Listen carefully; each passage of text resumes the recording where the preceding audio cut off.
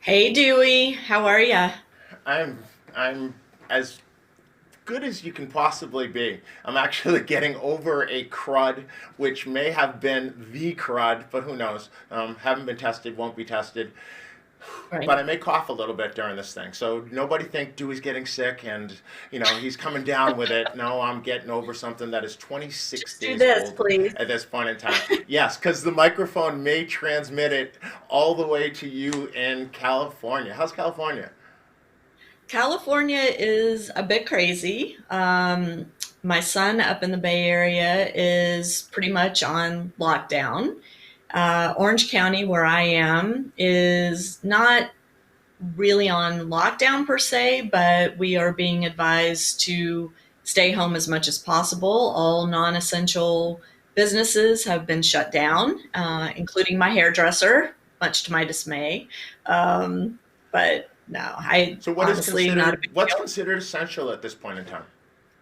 Well, according to the email that I received from our local government, its essential things are obviously healthcare, um, any auto gasoline service and repair, any mail, so like the UPS stores are open, the pharmacies are open, any place that sells food is open. Restaurants can be open. They cannot serve inside, but they can do delivery or curbside service. Okay. Yep. And um, basically, I think that's pretty much it. Everything else is shut down. And as we were talking about before we went on air, I guess I was telling Kim, our producer, that my daughter, one of my daughters up in LA, is a tutor. And so she has gone to digital tutoring. Everything's being done online. That's great that she My can do other that. two Yeah, my other two kids have 9 to 5 jobs, and so they are now working from home, working remotely. So it's a weird state of affairs here. As some of our viewers know, my husband and I are commuting back and forth between Atlanta and Orange County, and thank goodness my husband was able to get on a flight Monday morning and get here from Atlanta. That was one of my big sources of anxiety, was that we were going to be separated through this thing, and that made me really nervous. So I have to say I feel much better now that the 5 stones are within driving distance of one another. Well, that's good. On our end, we're here hunkered down in Austin, and my 3 kids. Well, my oldest decided that she was going to drive because her college is out for the moment and probably the foreseeable future. So she drove from Dallas to her mom and stepdad's house in the Richmond area. And Mm, unfortunately, that scared me a lot because she's touching gas pumps and everything else, and she has lupus. So she has an oh, wow. autoimmune disease, which this could be, a really bad thing. And what I'm finding from many sources that I'm hearing is that the diminished lung capacity might be the greatest long lasting concern for those Right. that recover from it. And so I would hate for her to come down with that. My middle one, who lives with her older sister, is out of school also. They attend the same college, and she's out of school, but she's working in a grocery store. That has been her job for the last year, pretty much. And so she's in the bakery department, but that means she's coming in contact with a lot of people who have to be out, right? Because we all have to go out, because I'm not sure anybody's figured out the grocery delivery thing yet. Um, Well, it's not working well. I mean, it's delayed. So I know even like my 91-year-old mother in law is stuck at home and she doesn't drive. And I tried to order like Instacart grocery delivery, and it was going to be a week before they could get to her. So, yeah, it's a big issue. it is a big issue. Um, Not gonna bore everybody with the rest of my personal situation. From a tennis perspective, we're kind of talking about, here comes the big the big pivot. Tennis has changed from the junior perspective, from the collegiate perspective, and so everything is a little bit different now than what it was. And we got to help each other with what we've heard, what we're learning, what situations can we develop in order to become, you know, to get through it, because nobody's an expert right here, right? I know that I've Right. not ever been through anything like this, nor is anybody that I've come in contact with. Um, so we're all just figuring it out. So, you know, what I think that we're not we're not here out here all by ourselves. That you and I are certainly here trying to help other people. Um, Well, and I think it's really important to reinforce that notion that nobody's alone in this. We are all in the same situation worldwide. I mean, I think for at least for me, this is the first time that I recall feeling like I am in the midst of a global situation. Of course, 9/11, we went through that. Um, we've been through horrible tragedies as a community, but I feel like this is the first global crisis that I have experienced personally. And I think it's really important to be careful when we're discussing COVID-19, the coronavirus, to make sure that we're not perpetuating undocumented information, that we are only talking about things that are coming to us from credible sources, that we're not rumor mongering, that we're not fear mongering, that we're not instigating panic, but that we're each doing our part to make sure that the information we're conveying or trying to convey is accurate and has been fact checked. And I think that's going to do a lot in terms of helping us as a global community fight this and hopefully overcome it in a short time. so from a tennis perspective, I think one of the things that particularly young players always fear when they have something like an injury is, well, I'm sitting on the sidelines and my competitors, they're all getting better. They're moving forward. They're not stuck in downtime. And I think the we're not alone is a huge thing right now, because every single solitary player worldwide is impacted by this in much the same way. I'm been talking to people from around the globe and will continue to, and I'm hearing lots of stories of facilities just being shut down. Some of the biggest academies and the places where you think of the big seeds coming from at the Grand Slams and where they train, they're shut down. So you're not alone, and don't panic if you know you have a couple of days that you can't play, or you have a couple of months that you can't play. There are many things we can do during these times. I'm very much thinking of stories that I've read of things like Admiral Stockdale and being locked away in a prison cell and playing golf courses all around the world in his mind during that period of time. Not having picked up a golf club in years and going out, I believe it was Pebble Beach, and played the absolute best round he had ever played on the course from having done it in his mind so many times. If you want to be on the court and you're not able to be on the court, well, think about all of those things, visualization, and use some of that as a tool. That what you might find is you come back and you're an absolute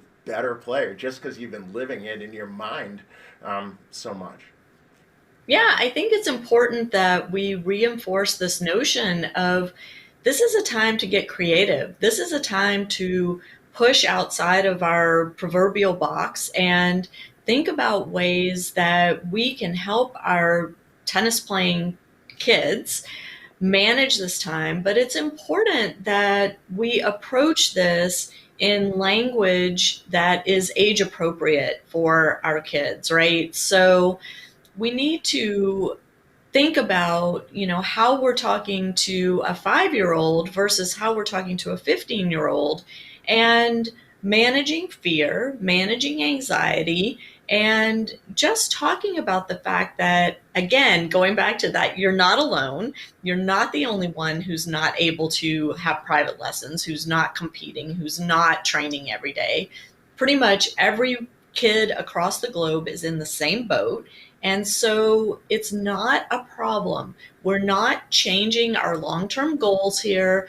We're not changing our long term outlook or plan to help you reach your goals. What we're doing is pivoting, as you know, we said in the title of this week's episode, and coming up with some creative alternatives to actually being on the court with an opponent, with a coach.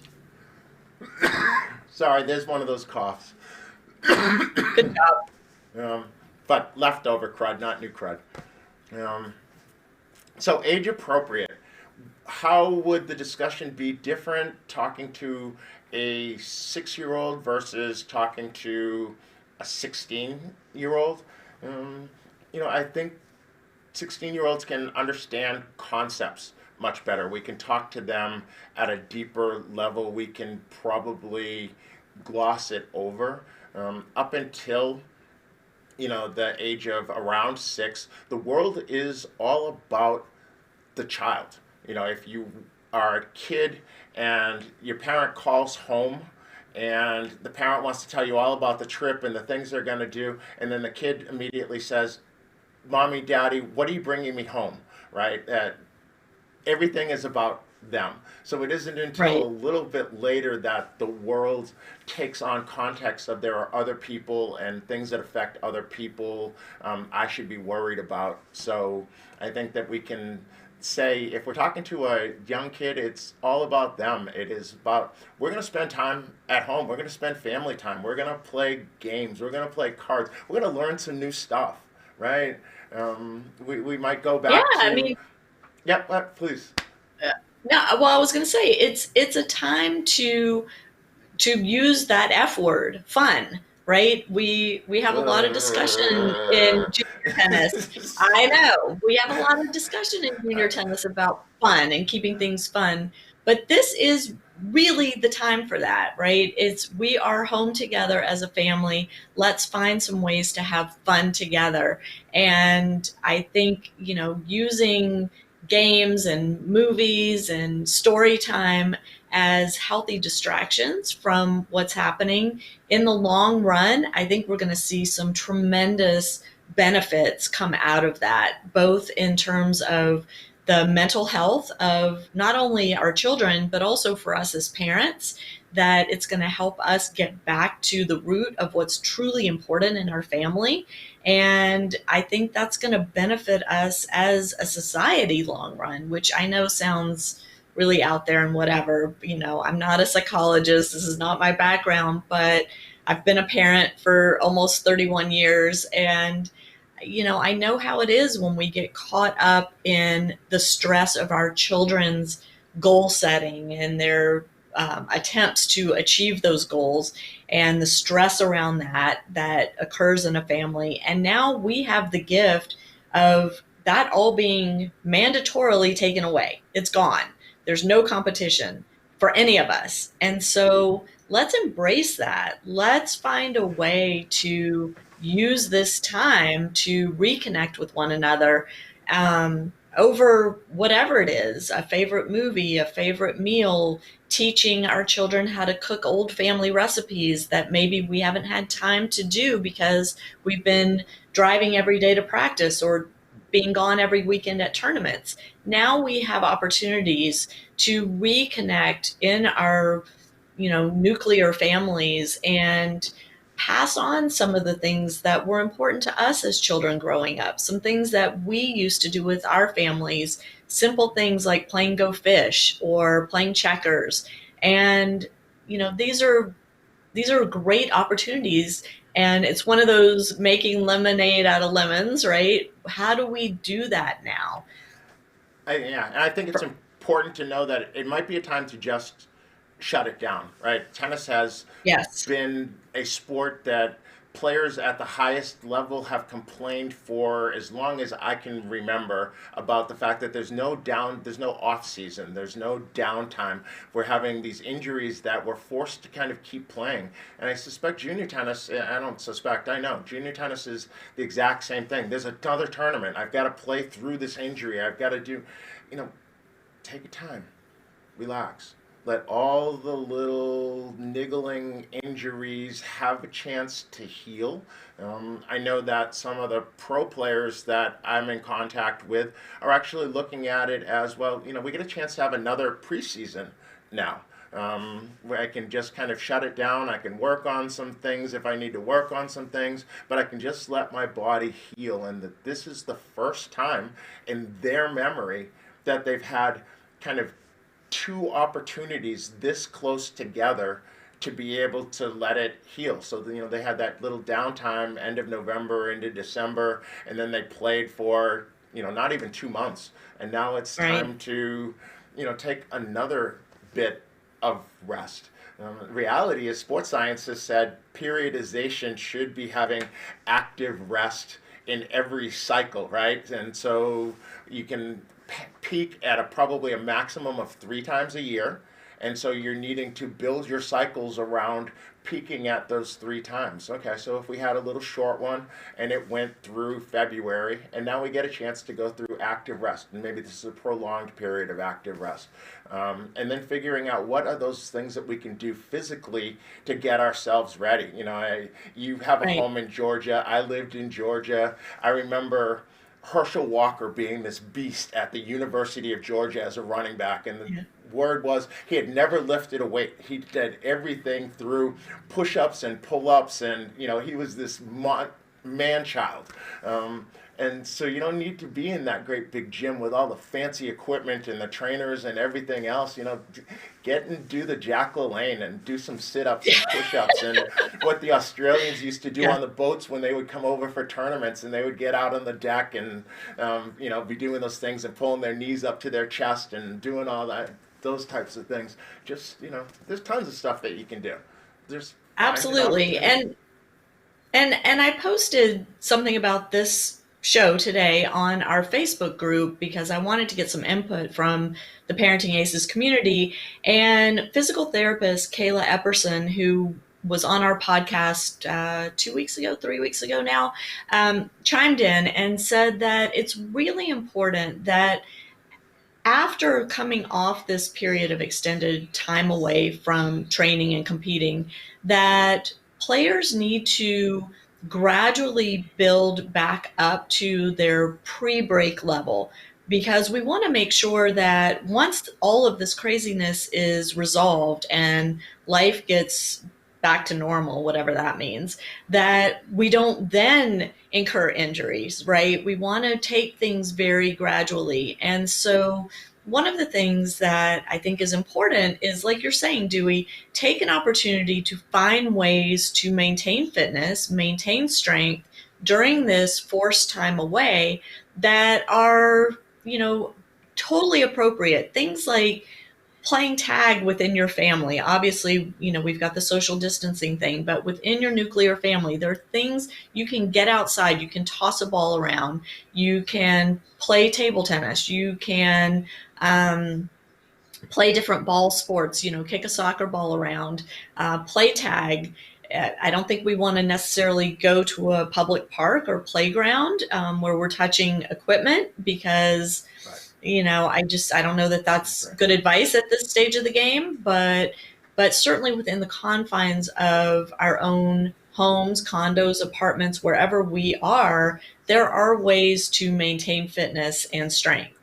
Yeah, I don't think we have to be worried or should be worried, and this is my opinion, nobody else, but of if I touch a blade of grass and there's a virus on the grass, then I'm going to catch it, right? Like I don't need to be scared of Right. grass. Um, so if we have as a family have a frisbee and we can take a frisbee out and toss it around, and maybe tennis loses some people and they become ultimate frisbee type of people that they love it. It's all good, because to me the competition tennis has isn't with other sports and other things being active. It is really with what we're going to be confronted with right now. Of the stocks Right. that are going to go up are going to be things like Netflix and online gaming platforms, because people are just needing to have things when they are sedentary by themselves. And I don't want to lose too many people to, PUBG or whatever it is, that the latest video game. I'm not a video game player. We don't have a console. We don't. I don't know. I don't know how to play. Yeah, me either. Um, Yeah. so I hope we don't lose too many to that. And so just getting out and running around and being active. I think we can certainly, if you have a bike, you can still go out and go for bike rides. If you pass somebody else on a trail, Absolutely. that's okay. Just don't pull up right next to them, and while you're all huffing and puffing and be frothing at the mouth and spitting at each other. Um, just, let's take some common sense. I don't think that we're going Ooh, to be, you have to sit in your bed, lay in your bed, pull the covers down tight, blanket over your head, little right. flashlight and a book. Um, that's my Yeah. thought. Yeah, I agree with you, and I think that it's really important that you use that term common sense. I think as a society, we've lost a lot of that, and this current situation is going to be a true test of how effective we are at evaluating situations in the moment and thinking about quickly what are the ramifications. If I do A, is B going to happen, or is C going to happen, or is D going to happen? And making those snap decisions about what's safe, what's healthy, what is Right. for the greater public good, right? Yeah, And there's not. What was our reality yesterday is probably different than what our reality is today. And we've got to make oh sure yeah, that, we roll with the punches a little bit. And for those that don't like change, this is going to be a really hard time, because I know there are people who don't like change. I'm someone who embraces change. I create change just for change's sake, to find out what it will be all about. But I think it's important for us to all just kind of stay fluid, and roll with the punches a little bit. and use compassion, right? Because as you said, not everyone is good at this. Not everyone manages crises well or manages change well. So being compassionate towards those who are having a hard time with it, and not losing your temper, and not trying to explain everything to them in simplistic terms, but rather coming from a place of, we're not all the same. We don't all respond to these kinds of situations in the same way. And therefore, I need to take a step back and not assume that the person I'm talking to, whether it's my partner, whether it's my child, whether it's a coworker, I need to not assume that they are taking in information and processing it the same way I am. And keep an open mind, because the last thing we need right now is additional conflict. Boy, you sound like Stephen Covey. Like, that sounded like, okay, first, seek to understand and then to be understood. And I suspect that's I think it's great important. information. I think it's going to make or break us during this time. I think, we're seeing some signals that people are taking that approach, that people are willing to step outside their comfort zones to help their neighbors, to help their community members. And I think this is all going to, as I said earlier, lead to some very positive changes in our society. But for right now, we've got to listen to the experts, the medical professionals, the scientists, and heed their warnings and do what they tell us to do, so that we stay healthy and we stay safe, and our families stay healthy and stay safe. We're in that moment where change is upon us, and tennis kind of takes a back seat a little bit. We chose to have this episode versus another that we had scheduled, because we felt like, it would be emotionally just not real good for us to be focused Yeah, on tennis, tennis, tennis, tennis, tennis, when right. reality is tennis is something that we do. Tennis is not who we are. It is something we enjoy, but we also enjoy other things. And if we don't enjoy each other more than we enjoy tennis, then we've got a real problem. And I suspect we've, you know, encountered that problem. And this is an opportunity to solve it, to reconnect, to talk to people. Um, 6 feet apart, though. 6 feet apart, or Yes. well, camera's about 6 feet away. So is that Yeah. how far I am away from you, or is it really Austin, Texas to San Clemente, Yeah. California? Um, It is. It but I feel is. closer to you today than ever. Yeah. No, it's a good thing. And I think out of all of this chaos, again, I am very confident that we are going to emerge as a stronger, more sane world because we are being forced to take care of ourselves and each other right now. And that's what being human's about. So let's be humans together. Let's set aside our stress and strain over who's training and who's ranking and who's blah, blah, blah, tennis related. Let's just put that away for now.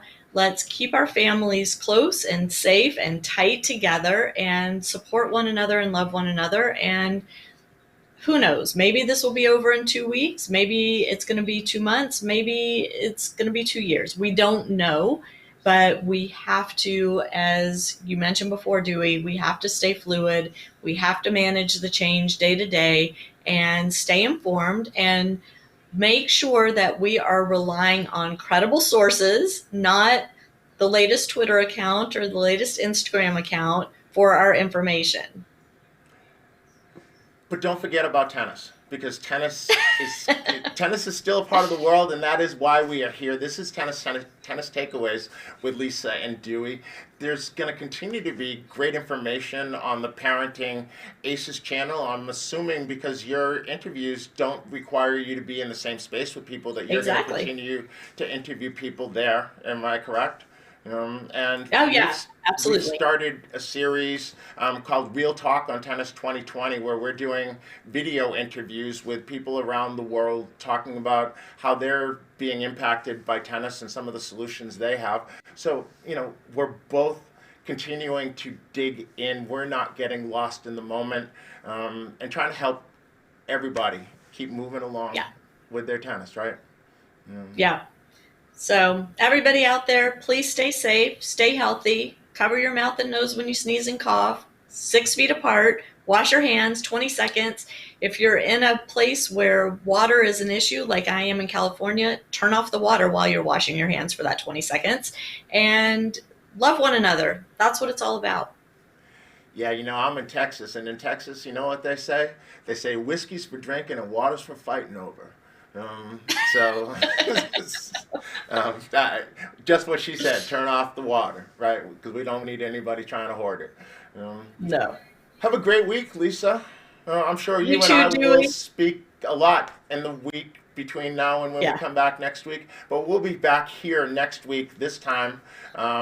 What is this, 11 o'clock Eastern? I'm in Central, so it's 10 and 8 o'clock 8 on the West here. Coast. Yeah. And, Yeah. I think we have some international people, but I don't know where things are versus Greenwich Mean Time. Yeah, But me look for your either. notifications. Subscribe to either one of our channels, and you will get notified when this is coming. And we look to see you soon. Yep. Yeah. Have a great week, Dewey. You too, Lisa. Bye bye. Bye.